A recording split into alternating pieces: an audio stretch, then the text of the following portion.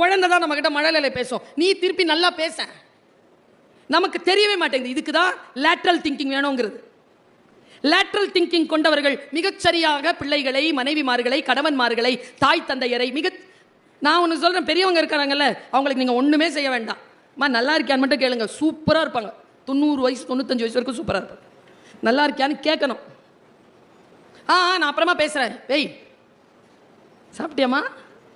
தலைவலிக்குதா? சொன்னியாமே தலைவலிக்குதுன்னு doctor கிட்ட போகலாம். நீ கூட்டே போக வேண்டாம், போகலான்னு சொல்லு, தலைவலி சரியாய். மொழி தெரிய வேண்டும் நமக்கு. மற்றவர்களிடத்தில் பேசுகின்ற பொழுது மொழி தெரிய வேண்டும் என்பதற்காக சொல்லுகிறேன். நமக்கு நம்முடன் பணியாற்றுகின்றவர்கள், நம்முடன் வாழக்கூடியவர்கள் எப்படியானவர்கள் என்கின்ற அறிவும் தெளிவும் இருக்கக்கூடியவர்கள் அவர்கள் மத்தியில் மிகச் சிறப்பானவர்களாக இருக்கிறாங்க. 2 உதாரணத்தை சொல்றேன். தண்ணி தெளிவா இருந்தா முகம் தெரியுதா? கொதிக்கிற தண்ணியில முகம் தெரியுமா? மனம் கொதிநிலையில் இருந்தால்